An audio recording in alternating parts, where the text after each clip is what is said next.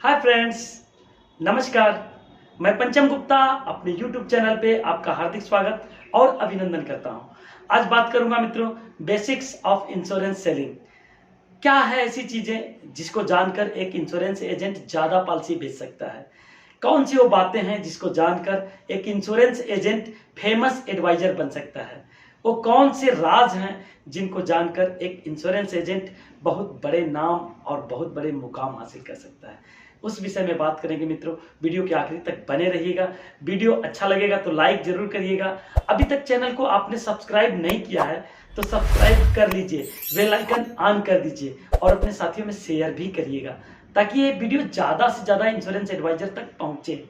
बात करेंगे मित्रों, सबसे पहले एक इंश्योरेंस एडवाइजर को जरूरी होता है कि वह नए नए मित्र बनाए। रोज नए मित्र बनाना होता है, रोज नए मित्रों की लिस्ट बढ़ानी होती है, रोज नए नए सस्पेक्ट जुटाने होते हैं और रोज नए नए प्रोस्पेक्ट अपने लिस्ट में बढ़ानी होती है।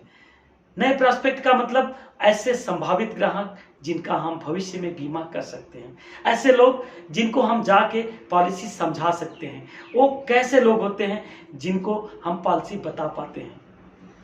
उनका परिचय होना चाहिए, उनसे मेल मिलाप होना चाहिए, आपसे उनका वार्तालाप होना चाहिए, बातचीत होनी चाहिए, तब जाके आप उनको प्लान बता पाएंगे।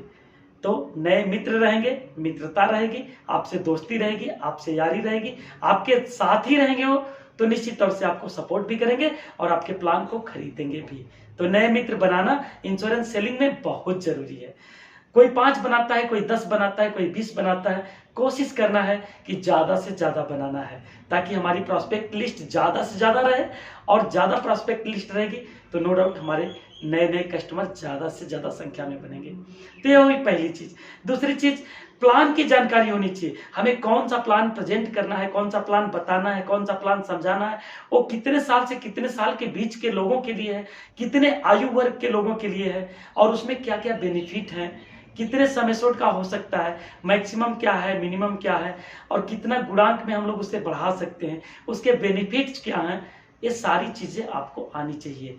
गूगल से देखिए या फिर रेडी रेगनर से देखिए या फिर किताबों से देखिए, यूट्यूब के माध्यम से सीखिए, लेकिन आपको सीखना पड़ेगा कि आपको कौन कौन से प्लान हैं और उनके बेनिफिट क्या हैं, किसको दिया जा सकता है, किसको नहीं दिया जा सकता, और सारी चीजें प्लान के बारे में A to Z जानकारी आपको रखनी पड़ेगी। तब आप इंश्योरेंस सेलिंग में बहुत ऊंचाई पे जा सकते हैं। तीसरी चीज है, प्लान को केवल जानकारी ही नहीं रखना है, प्रेजेंट करने की कला भी आपके पास आनी चाहिए। कैसे प्रेजेंट करना है, कैसे प्लान को बताना है, कैसे लिखना है, क्या क्या चीज को पहले बताना है, क्या क्या चीज को बाद में बताना है, क्या बेनिफिट्स उसमें हैं, क्या राइडर ऐड कर सकते हैं, वो सारी चीजें आपको आनी चाहिए। और आनी ही नहीं चाहिए, उसको प्रेजेंट भी करना होगा। अगर आप प्रेजेंट करते हैं, कस्टमर आपकी बातों को ध्यान से सुनता है, कस्टमर आपकी बातों के प्रभाव में आता है, कस्टमर को प्लान अच्छा लगता है, तभी खरीदेगा। तो कस्टमर को पसंद आए ऐसा खूबसूरती से प्लान को प्रेजेंट करना है और अगर आप प्रेजेंट कर पाते हैं तो no doubt you are a best best best plan presenter and you can be sell more than more. Next topic है मित्रों, आपको प्लान प्रेजेंट करने के बाद कुछ ऑब्जेक्शन आएंगे, कुछ समस्याएं आएंगी, कुछ प्रॉब्लम आएंगे, कुछ हर्डल आएंगे। इन हर्डल को आपको पार करना होगा, इन ऑब्जेक्शन को हैंडल करना होगा, इन ऑब्जेक्शन को टैकल करना होगा।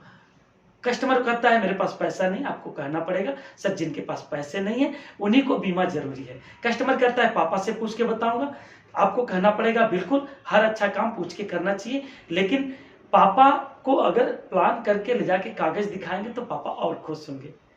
लोग कहता है मम्मी से पूछ के बताएंगे, ठीक है, हर माँ चाहती है कि उसका बेटा जुग जुग तक जिए, लेकिन अगर आप जाके उससे ये बात पूछेंगे कि मैं नहीं रहा तो मम्मी इतना पैसा मिल जाएगा, तो कोई माँ नहीं ये चाहेगी कि मेरा बेटा नहीं रहे और उसको इतना पैसा मिले। लेकिन आप प्लान करके जाइएगा कि मैं इतना पैसा बचाना चाहता हूँ, तो शायद आपको फायदा हो जाएगा, आपको मम्मी हाँ कर देंगी, आपका प्लान बिक जाएगा या आपको प्लान लेने के लिए अनुमति परमिशन मिल जाएगी। ऐसा बताना पड़ेगा। माय डियर फ्रेंड्स, मैं ये भी बताना चाहूंगा, ऑब्जेक्शन तरह तरह के आते हैं। कोई कहता है पैसा नहीं, कोई कहता है पापा से पूछूंगा, कोई कहता है कि हमारे मजहब में नहीं चलता है, कोई कहता है कि इस कारण से मैं नहीं कराऊंगा। तमाम वो आपको आना चाहिए हैंडल करना। आपको उसकी उसकी ब्रेन वॉश करना आना चाहिए, उसके लिए आपको ऑब्जेक्शन को हैंडल करने का तरीका आना चाहिए। तभी आप इंश्योरेंस एडवाइजर के सरताज बन सकते हैं, तभी आप एक वर्ल्ड लेवल के इंश्योरेंस एडवाइजर बन सकते हैं, तभी एक खास इंश्योरेंस एडवाइजर बन सकते हैं। माय डियर फ्रेंड्स, आपको ऑब्जेक्शन हैंडल करने के साथ साथ आपको क्लोजिंग करना भी आना चाहिए। आप प्लान को बताए, ऑब्जेक्शन आया, उसे हैंडल किए, लेकिन क्लोज नहीं किए, ये अच्छी बात नहीं है। आपको क्लोजिंग करने आना होगा, आपको प्लान को बताने आना होगा, आपको प्लान बता के चेक लेना आना चाहिए, आपको कैश लेना आना चाहिए, आपको पैसा प्रीमियम लेना आना चाहिए, आपको नए बीमा का जो डॉक्यूमेंट है, जो साइन है, जो सिग्नेचर वगैरह है, सब लेने आना चाहिए। तब जाके आप बीमा बेच पाइएगा, तब आपकी क्लोजिंग हो पाएगी। और मित्रों, एक बात और कहना चाहूंगा, हमारा S2S ट्रेनिंग सेशन चलता है, इसमें अगर आप इनरोल करना चाहते हैं, इसके बारे में जानकारी लेना चाहते हैं, तो स्क्रीन पर एक नंबर दिख रहा है 8009316399। इस नंबर को आप व्हाट्सएप पे लिखिए, सर S2S के बारे में बताइए, आपको जानकारी मिलेगी। और ये बहुत ही नॉमिनल कॉस्ट में बहुत ही जबरदस्त, बहुत ही शानदार प्रोग्राम है, ट्रेनिंग सेशन है, सस्पेक्ट से सेल्स तक। इसके बारे में आइए। मैं मॉर्निंग में फ्री में मीटिंग करता हूँ, योगा कराता हूँ, व्यायाम कराता हूँ, और साथ ही साथ इंश्योरेंस संबंधित कुछ स्टाफ होते हैं, आपको मोटिवेशन दिए जाते हैं। मॉर्निंग की मीटिंग को आप ज्वाइन करना चाहते हैं फ्री ऑफ कॉस्ट, तो इसी नंबर पे 8009316399 पे व्हाट्सएप करिए कि मॉर्निंग मीटिंग का लिंक हमें भी दीजिए, हमें भी ग्रुप में जोड़िए। और लिंक आपको डिस्क्रिप्शन में मिला है ग्रुप का, तो उस लिंक में आप जुड़ भी जाइए, और जुड़ जाएंगे तो आपको निश्चित तौर से उसका फायदा होगा। मित्रों, नेक्स्ट टॉपिक पे बात करेंगे।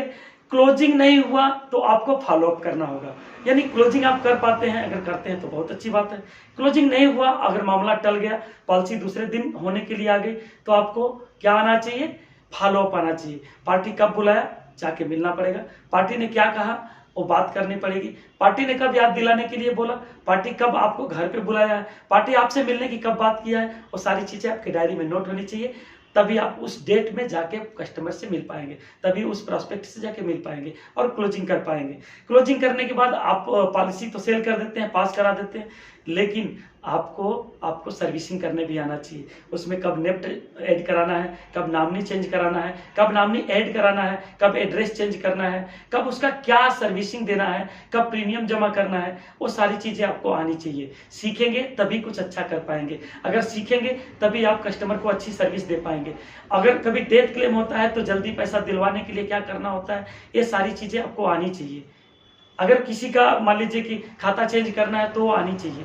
अगर किसी का नाम गलत हो गया, उसको करेक्ट कराना है, वो आना चाहिए। आप अपने डेवलपमेंट अफसर से राय लीजिए, अपने CLIE से राय लीजिए, सीनियर से राय लीजिए, और निश्चित तौर से आपको सीखना पड़ेगा। सीखेंगे तो मजा आएगा। नेक्स्ट टॉपिक पे बात करेंगे।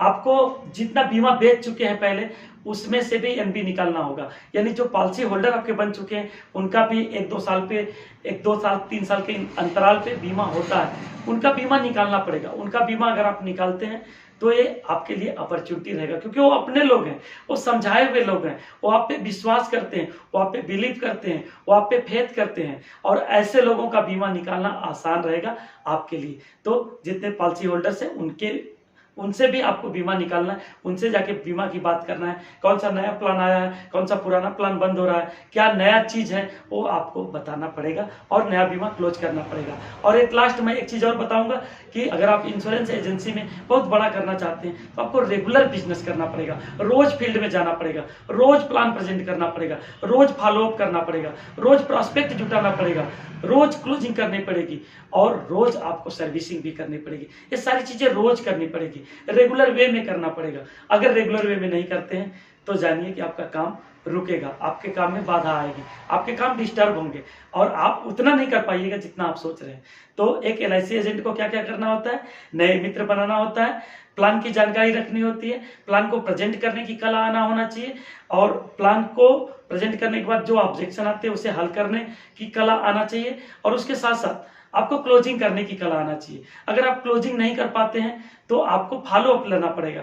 फॉलोअप में कब जाना है, कब मिलना है, कब बात करनी है, क्या करना है, कौन सा प्लान चेंज करके जाना है, कौन सा ब्रोशर छाप के जाना है, वो सारी चीजें आपको आनी चाहिए। उसके बाद आपको क्लोजिंग करना होगा, क्लोजिंग करने के बाद सर्विसिंग देना होगा, सर्विसिंग के बाद फिर पुराने कस्टमर से आपको नया बीमा हर साल निकालना पड़ेगा, हर 2 साल के, 3 साल के, 1 साल के अंतराल पे निकालना पड़ेगा।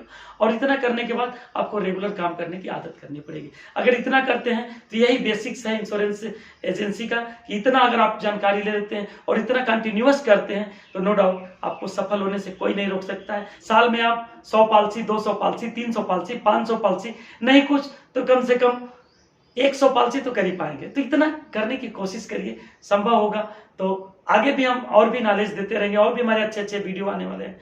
इसलिए आपसे आग्रह है कि चैनल को जरूर सब्सक्राइब कर लीजिए, वीडियो अच्छा लगा होगा तो लाइक करिएगा और अपने साथी में शेयर भी कर दीजिएगा, हमें ब्लेसिंग दीजिएगा और साथ ही साथ हमारा सपोर्ट करते रहिए। लोगों में इस वीडियो को शेयर करके अच्छी अच्छी जानकारी देते रहिए, भेजते रहिए, वो भी सीखते रहें और आपका नाम और हमारा नाम ऊंचाई पे पहुंचता रहे। Thank you very much. इस वीडियो में बस इतना ही। Bye bye and take care.